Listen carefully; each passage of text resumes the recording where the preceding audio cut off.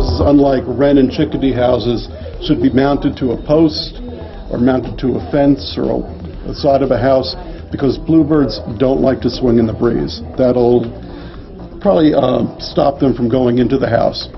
So we have a number of systems that allow you to either put it on a pole in your yard, or if you don't have a fence or the side of a house that you want to put it on. We recommend the house be at least 5 feet off the ground, although if you want it 8 feet off the ground, that's fine too. It just makes it harder to monitor, but I can assure you that the bluebirds are not afraid of heights. This is a rather unique bluebird house in that it is an open-top bluebird house. The reason for that is one of the main competitors for the bluebird houses is English sparrows. The English sparrow is forcing the bluebirds out of the nest boxes that are being put up, and they're more aggressive. A bluebird will nest in a house with an open top. It doesn't mind the sun and the rain on it, where the sparrow will not go into that nest. So if you're having a sparrow problem, it's a great answer to stop that competition. What you're seeing here is some of the bluebird houses we carry. The interesting thing about bluebirds is about 40 years ago, there was a good chance they were going to go extinct.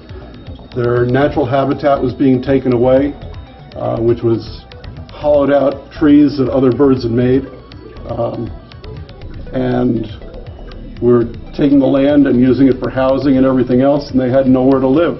Then the Bluebird Society got together and developed bluebird houses and bluebird trails. And I can tell you from experience just here in Richmond, over the last 10 years, the bluebird population has really been thriving. We have bluebirds now nesting 2 and 3 times during the season, very successfully.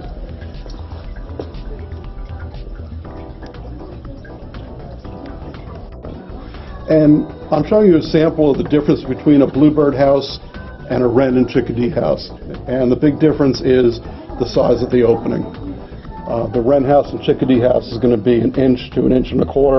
A bluebird will not fit into it, where the bluebird house is 1.5 inches.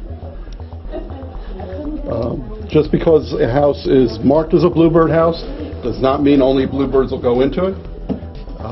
You can actually end up with wrens, chickadees, nuthatches in a bluebird house. If you want to, it's okay before the birds have eggs.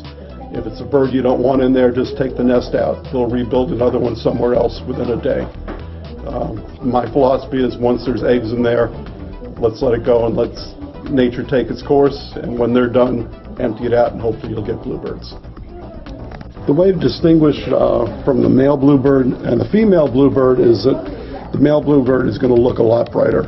He uses that bright blue to attract the females. The females, while they have a blue, is going to be a little more muted than the males, as is explained in this bluebird book.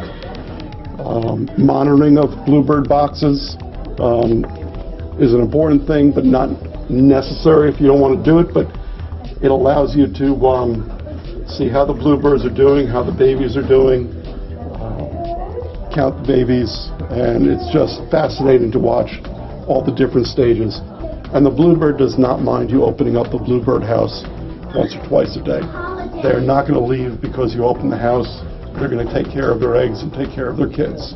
Thank you for visiting with us again today, and I hope you found the information helpful. Please feel free to call us or come visit us if you have any questions about bluebirds at all. Thank you.